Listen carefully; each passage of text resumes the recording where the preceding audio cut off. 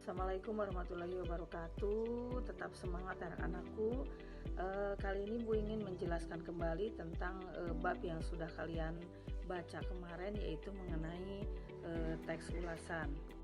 Baik anak-anakku, di bab teks ulasan ini yang harus kalian pahami itu yang pertama adalah apa itu teks ulasan. Kemudian yang kedua adalah struktur teks ulasan, dan yang ketiga adalah kaidah kebahasaan teks ulasan. Teks ulasan itu adalah teks yang berisi tentang penilaian, ya, penilaian baik kelebihan maupun kekurangan sebuah karya sastra. Karya sastra itu bisa berupa novel, cerpen, puisi atau yang lainnya. Struktur teks ulasan, ya, struktur teks ulasan itu ada 4. Yang pertama adalah bagian orientasi, yang kedua adalah bagian tafsiran isi, yang ketiga adalah evaluasi dan rangkuman, ya. Nah, yang pertama adalah orientasi. Apa itu orientasi?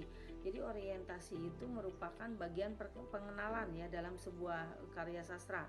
Misalnya kalian membaca sebuah novel. Nah, apa judul novel itu? Kemudian karya siapa? Kemudian tebal halamannya itu berapa, diterbitkan oleh penerbit siapa, dan tahun berapa novel itu dikeluarkan. Itu termasuk ke bagian orientasi. Yang kedua adalah tafsiran isi. Tafsiran isi itu berarti ringkasan, ya, atau ulasan dari karya sastra tersebut. Kemudian yang ketiga adalah evaluasi. Evaluasi itu berarti penilaian, memberikan penilaian terhadap karya sastra tersebut, ya, baik kelebihan maupun kekurangannya. Nah, kelebihan kekurangannya itu bisa dilihat dari segi satu, penampilannya, bagaimana sih penampilan buku tersebut, gitu ya. Kemudian yang kedua adalah kualitas buku tersebut, ya. Yang ketiga adalah isinya, isi buku itu bagus atau tidak, gitu. Kemudian yang keempat adalah manfaat dari buku tersebut. Nah, itu termasuk ke bagian evaluasi. Nah, yang terakhir adalah rangkuman. Kalau rangkuman berarti penegasan, ya. Rangkuman itu adalah penguatan dari poin yang tadi, poin orientasi, tafsiran isi, dan evaluasi, ya. Yang harus dipahami oleh kalian dalam bab ini yaitu mengenai kaidah kebahasaan teks ulasan. Ada 4 kaidah.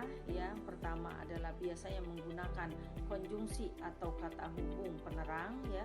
Yang kedua menggunakan kata hubung temporal.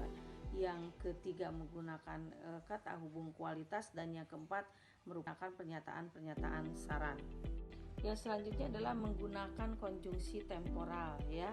Kata hubung yang biasa digunakan adalah temporal, ya, yaitu sejak, kemudian, selanjutnya, ketika. Nah, itu merupakan kata hubung temporal. Misalnya dalam sebuah kalimat sastra begini, ya. Paragraf selanjutnya menceritakan tentang bagaimana sulitnya dalam memenuhi kebutuhan sehari-hari. Nah, di situ ada kata selanjutnya, itu merupakan konjungsi temporal. Itu merupakan biasa kata hubung yang sebagai kata hubung penerang, ya. Artinya misalnya begini, cerpen ini merupakan satu-satunya cerpen yang mendapat penghargaan dari sebuah majalah sastra di Kota Bekasi. Nah, itu ada kata merupakan. Berarti merupakan di sini adalah sebagai konjungsi penerang. Yang ketiga menggunakan konjungsi kausalitas, ya. Ada karena, sebab, akibat, ya. Misalnya begini.